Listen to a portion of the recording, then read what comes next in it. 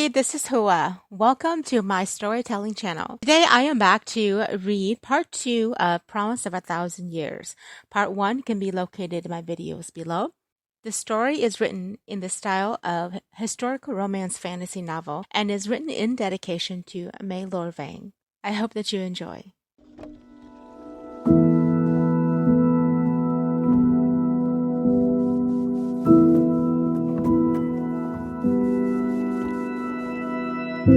An ocean, a cave, a dream that no. The carriage stopped in front of the large entrance of the drawbridge, and the thick, heavy red curtain was lifted. The driver came to offer his hand, and as Gao May stepped out into the sunlight, the view of the castle stunned her. There was a line of servants dressed in gold standing on both sides, waiting with their hands together at the level of their waist. As her feet touched the ground, she saw him walking toward her with a young woman behind him. She had pale blonde hair and was tall and slim. Gao May recognized this woman, but she couldn't remember from where. He approached her and offered his hand to her. She put her hand in his, and he tugged her into his arms. My queen. The castle walls will now be singing with your presence. May I present to you your lady-in-waiting, Beatrix? The young woman smiled and bowed. My lady, the honor is mine to serve you. Gasping, Gao May's eyes fluttered open, and she sat up in bed. She reached over and began jotting down the details from her dreams. That's what her doctor had recommended that she start doing, so she could remember everything. Since the hypnosis, she had begun having more and more dreams, and in these dreams they lasted longer and longer, forcing her to forget her life on earth. When she woke, she was exhausted and at times dazed and confused. She was also forgetful. She was beginning to see things that made sense, like tonight's dream. The woman who was called Beatrix. She swore she'd seen this woman somewhere before, but she couldn't recall.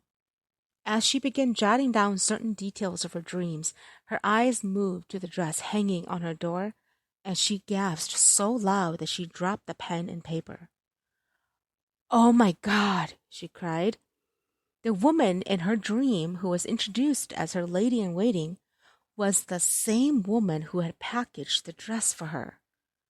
With her heart beating, she got out of bed and walked to the dress. She stripped and put it on. As she came to stand before the mirror, her head felt heavy, and her breathing changed. Her world began to spin, and she lost conscience.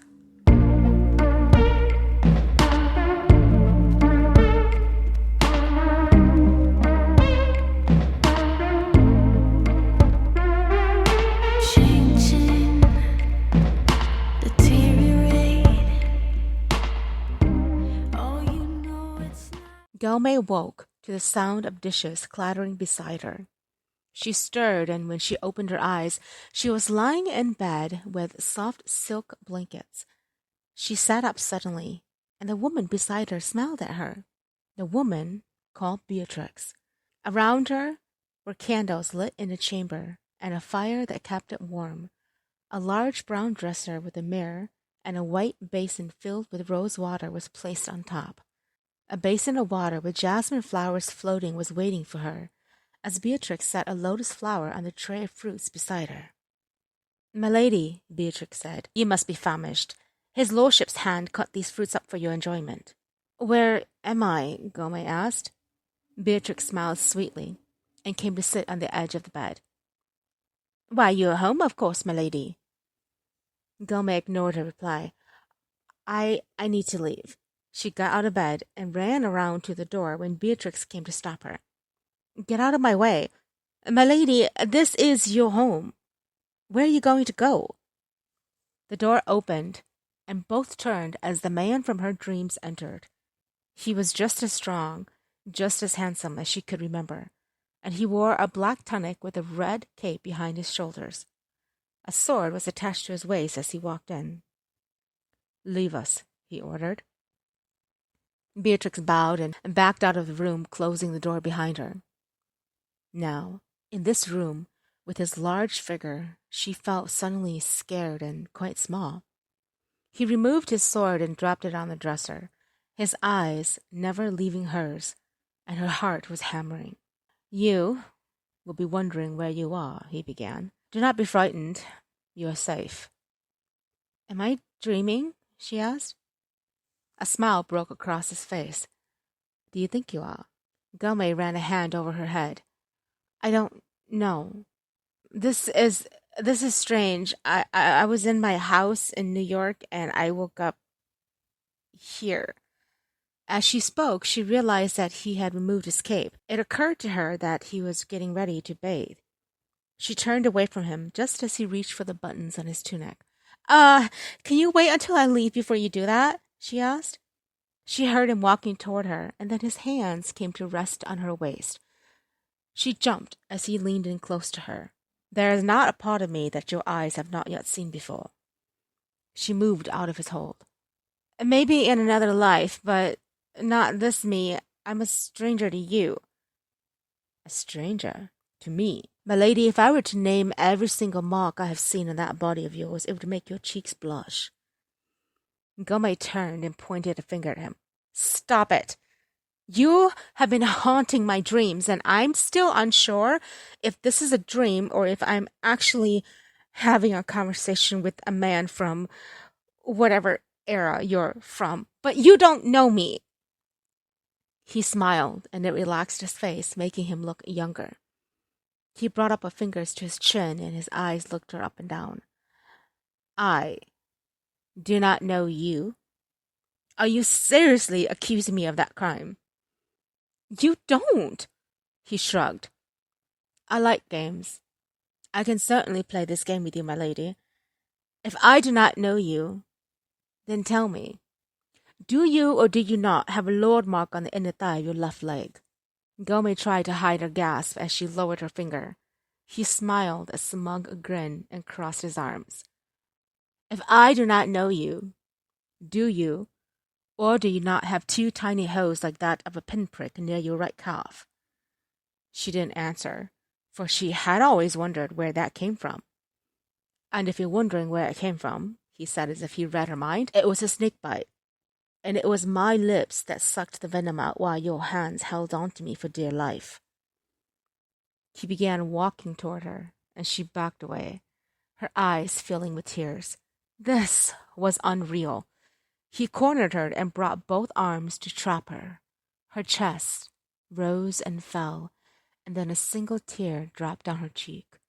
He reached out and wiped it away. "I cannot stand the sight of tears on your cheeks, my lady. They gut me from the inside out," he whispered. "You may think I am but a stranger to you, but only I know the deepest and most intimate parts of you. For it was I who took the right to your body when I placed the crown on your head as my queen. For it was I who held your hand when I promised you forever and a day." He leaned down to her, where their lips almost touched. "Tell me, my queen, when you dream of me, can you recall how our hearts entwined and how my verses of love made your heart beat proudly? How you bore my cape upon your shoulders so the world knew that you were mine? How I loudly proclaimed you as my queen to the people of Haven's Bloom?" Gao May felt her hand shudder, and she began to shake. She looked at him and saw the broken tears swimming in his eyes. She forced the lump down her throat. "I can't remember anything that you speak of. My mind is an empty canvas, and I can't see what you describe." He reached out and cupped her face. "I know, my love. I know too often what you speak of, because for the past 1,000 years I've had to live with the pain of waiting for your return. Do you know how long my arms have been waiting for you? Do you know every day when the sun rises and I've yet to face a day without your gentle face, I cry to the gods for mercy? A man, a king, on his knees begging for peace from the curse that was put to destroy me because they found my one weakness in life. You, my queen, have always been my weakness. I can march into the battlefield, strip 1,000 heads from bodies, raise my flag, and proclaim peace without a moment's pause. But as soon as I see your face, I break down to my knees and I become a target. My queen, ruler of my heart, where have you been? I have been waiting for you for so long. I have been counting the stars each night and asking them to watch over you wherever you may be. When the cherry blossoms bloom, I ask them to send their fragrance to lure you to me. When the sun rises, I ask it to tell me a story of where you are, and perhaps it will numb the pain my heart bleeds from. Gao May felt her tears stream down her face. What happened to your queen? He looked up with tears streaming down his cheeks.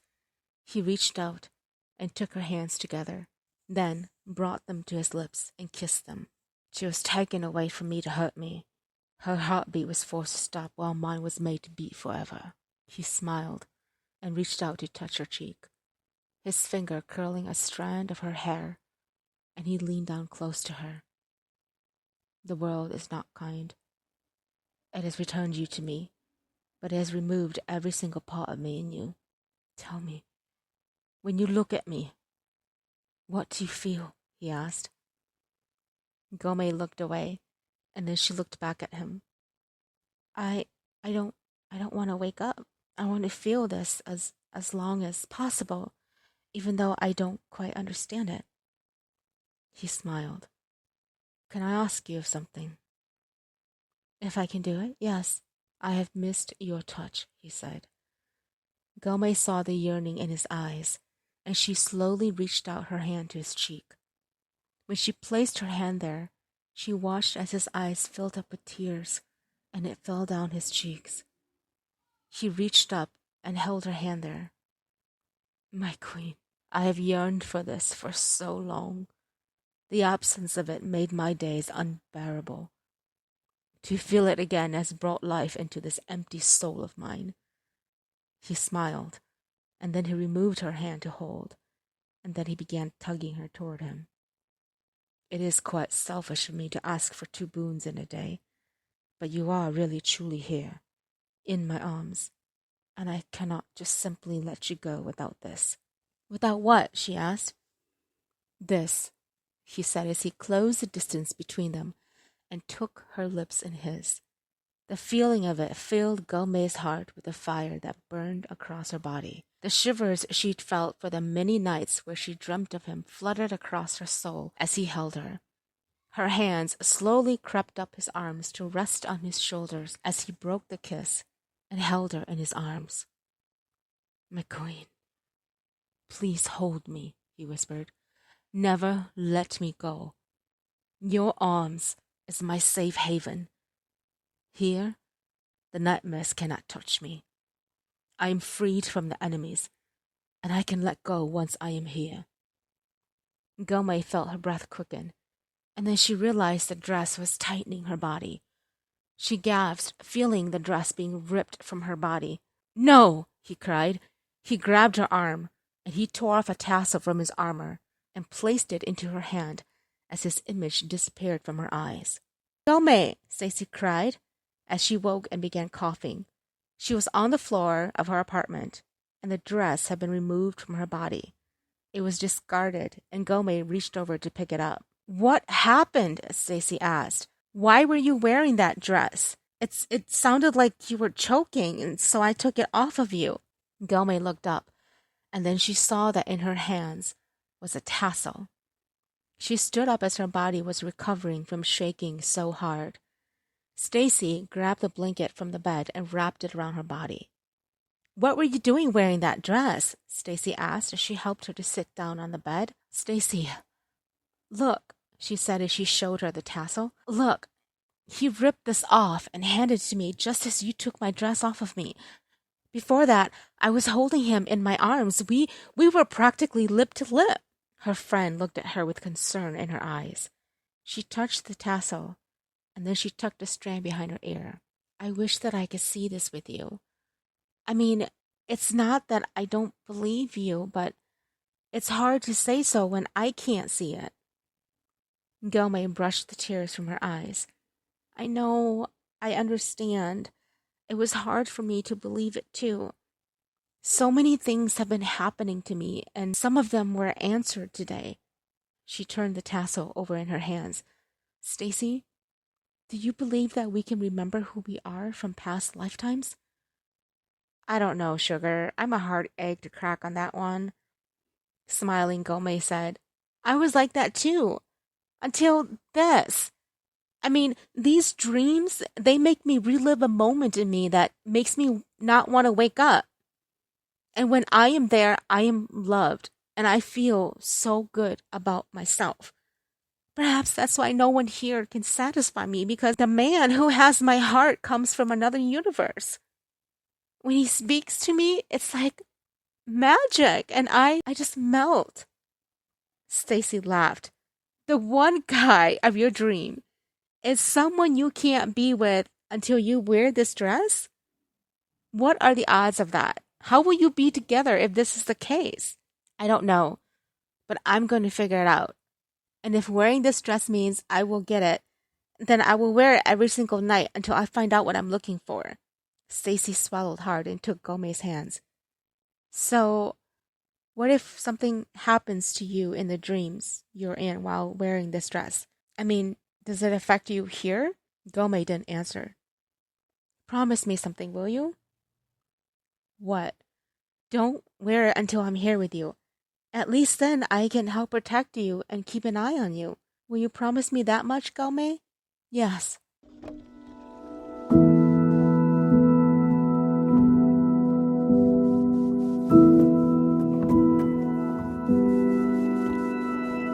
An ocean, a cave, a dream that no one could save, a shelter, a whole act, a light that died with the night. The days that unfolded for Gao May were long and empty as she tried to keep her focus at work.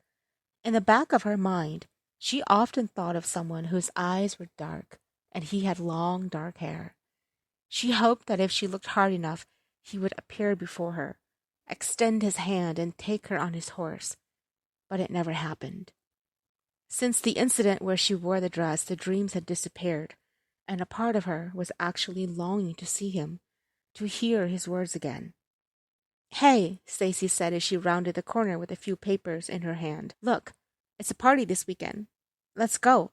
She handed one of the papers to her. Gao May took it and saw the wild font letters stating house party with stars surrounding the invitation. Gao May laughed. A house party? Aren't we a little too old to attend these? I mean, we'll practically be the oldest people there if we go. No, it's not a house party. It's an actual party at a venue. It's a designer who is selling her clothes off at half price. It's an exclusive VIP thing, and, I got us in. How'd you manage to do that? I promised him our kidneys, Stacy joked. Come on, let's go. These are clothes that were worn at the New York fashion show. It's gotta be bomb. Okay, sure. When is it? Friday night. We can go straight from work, and I'll pay for Uber.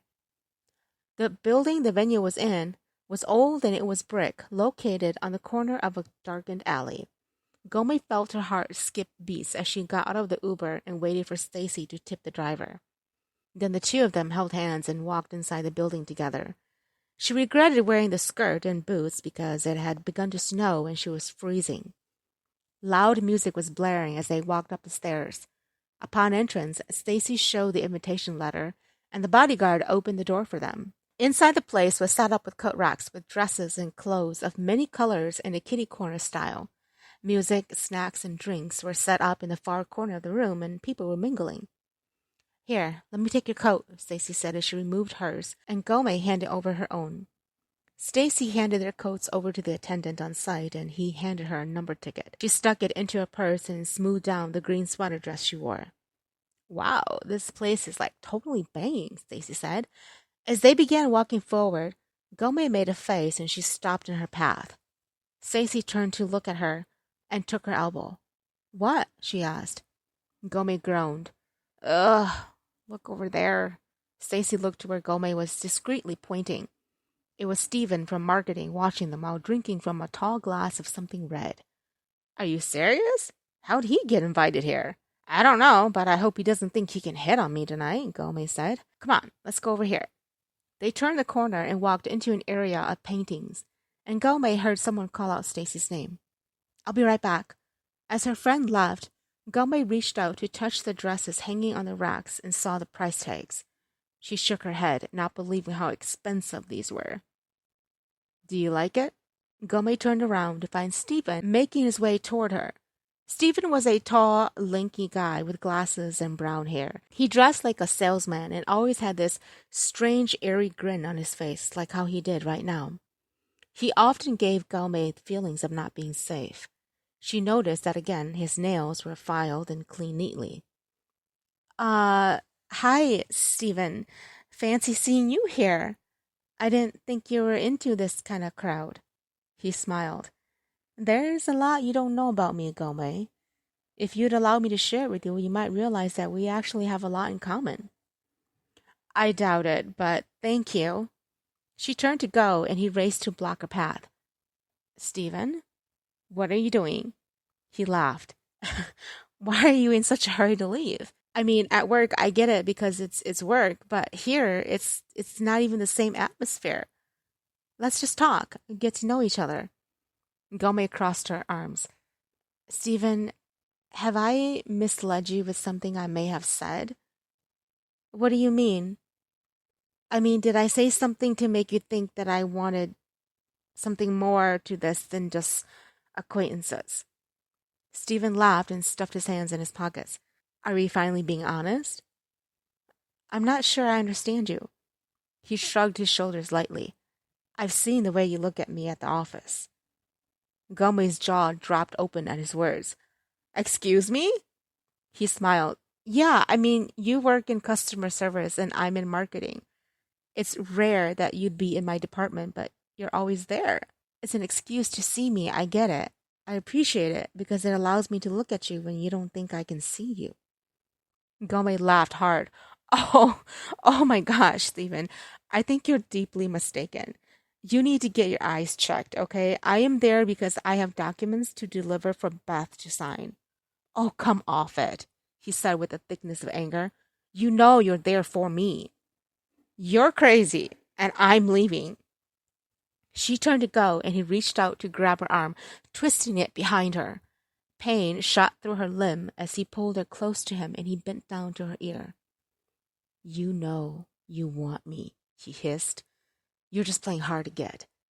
I see you, always wearing these short little skirts to tempt me, she said as he reached down and his finger flicked across her thigh. She tried to move herself, and he yanked her arm further up her back. Stop, she cried. You're hurting me. Then quit denying me, and you'll start to feel pleasure.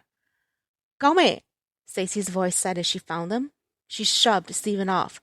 You dickhead. What do you think you're doing? You know that she wants me. Let's get out of here, Gao May said as she took Stacy's hand, and they both left. I can't believe Stephen. He's a total whackhead, Gao May said as she iced her bruised arm. I never thought I'd live to see the day that he would do that.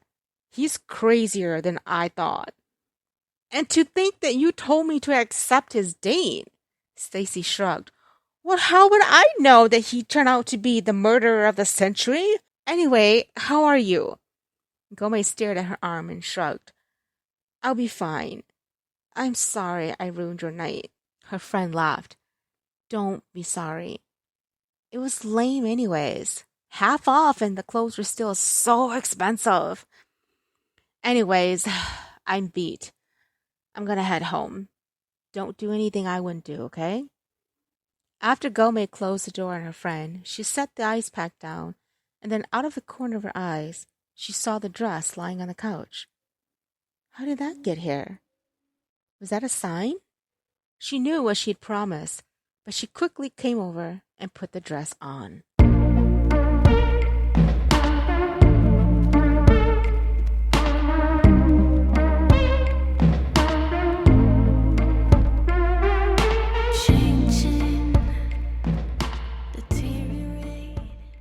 What happened to your arm? Gao May woke to the demanding sound of Lord Tao's voice. She was lying in the same bed with the silk sheets. He was sitting before her wearing an armor of red as if getting ready for battle. She pushed herself up and saw that her bruised arm was exposed. I, an encounter with someone, she said. Who? He barked. Someone I work with, she quietly said. He reached over and took her hand. He ran his hand lightly over the bruised skin. He will pay with his life. Gao May pulled her hand away. No, that's not how it works. Do you think I need your permission? No one leaves a mark on the woman I love. She got off the bed and brushed her hair away. I didn't come to fight with you. He stood and came to her. Your voice is always a welcoming sound, whether we agree or not. Gao May crossed her arms. Can you stop doing that? Please explain what you mean. She threw her arms up in the air. Stop making it sound like I'm the air you breathe. You are the air I breathe. She rolled her eyes. Why are you dressed like that? I'm heading out shortly to the battlefield. Her face paled. My men-at-arms are waiting for me. I must ride out. I shall return before dawn. Do not go anywhere. I expect you to be here when I return. Please be safe. He smiled and reached out to touch her cheek. With your well wishes, no sword can penetrate me. He leaned down and stopped. Will my queen meet me halfway? Gao May exhaled, and she moved closer until their lips met. He took his time, and then he withdrew gently. This is all I needed to clear my focus. I shall return to you tonight, my lady, and I expect you to join my bed. Being inside the castle brought Gao May a feeling that she'd never felt before, as she walked through the halls and looked through the paintings on the mantel. One was of her and Lord Tao together. She was wearing a white ball gown, and he wore a deep navy tunic with his sword at his side. It looked like a wedding painting. She stopped to admire how he had his arm around her. My lady! Gao May turned and found Beatrix walking toward her, wearing the same red dress and gold belt she'd seen her wear at the store. Her pale blonde hair was long and down her back, and she had on a bright smile. My lady, how are you this morn? Are you well? I'm fine, Beatrix. I was just admiring the painting. Beatrix turned to look at the painting and smiled even brighter. Can you remember? Gao May shook her head. May I help refresh your memory? Please.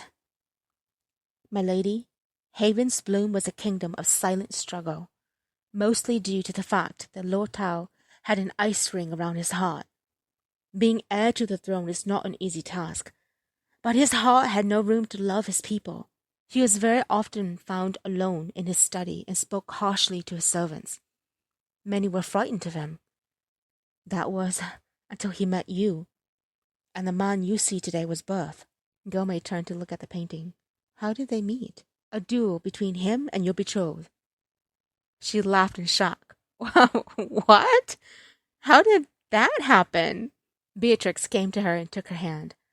My lady, do you recall anything about where you are from? Gao May shook her head. You're the Princess of Water Lotus, the one whose heart swore to never marry.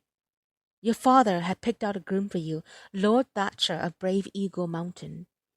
But one afternoon, when he came to pick you up for a courtship, Lord Tao happened to come across your broken carriage on the road. And then Gao May gasped as a memory came flooding back to her mind. My lord, Gao May said as she lifted the curtains from the carriage, what is keeping us from moving? Lord Thatcher of Brave Eagle Mountain looked up from where he was kneeling in the dirt. His dark eyes were filled with frustration as he shoved at the dark hair strand that had fallen over his eye. My lady, might you keep your mouth from speaking so I might have the freedom of my mind to discover how to move beyond this place? Gao May felt her lips clam shut, and she dropped the curtains to block out his face. She sat back down and shoved at the tears filling her eyes. This man was going to be her husband. She didn't want to appear weak, but the moment was hurting her heart. She pulled her red cloak closer together and felt the wagon tip. She screamed as it turned over completely and she was thrown out. She landed in the dirt and her wrist twisted as she tried to break her fall. When she turned around, Lord Thatcher was standing on his feet, anger hissing through his teeth. The horses were gone, and he turned to look at her with dark eyes. She groaned slightly as she stood up, and her arm was shot with pain. What happened to the horses? She asked. Dumb animals, he said as he walked toward her. Are you hurt? Before she could answer, horse hooves were heard, and they both turned to find a lone rider coming up the path.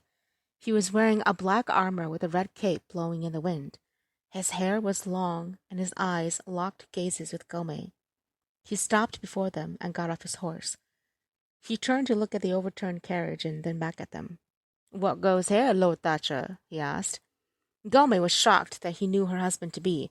The entire time his eyes were on her, and Lord Thatcher cleared his throat to get him to look at his way. A mere accident, Lord Tao. We will be on our way shortly as soon as my squire returns with a new horse. He looked at Gao May up and down, and then he came closer to them. My horse is here. Why don't you just use mine? I shall come to retrieve her from your mansion. Besides, the woman looks like she's in need of attention. Please, keep your eyes on me when you are speaking, Lord Thatcher said. My betrothed should not be of any interest to you. Lord Tao laughed and touched his chin. Your betrothed? I had heard that your marriage was arranged, but I did not know this was who your father picked out. Actually, Gao May said, my father chose him. Both men were surprised at her answer. Lord Thatcher grabbed her arm, and mistakenly the one that had been injured, and she gasped in pain. Tears shot to her eyes, and before she could help it, it dropped down her cheek. Do not speak unless you're spoken to, her husband-to-be said. It looks like she is injured quite hard. Look away, Lord Tao. This is a situation not to be of your interest. You look more interested in the loss of your horse than your bride-to-be. And even if it was so, you should not be bothered by it. Lord Tao smiled, and his eyes gazed on Gao May. My lady, you are far much too sweet to be handed to a man like Thatcher.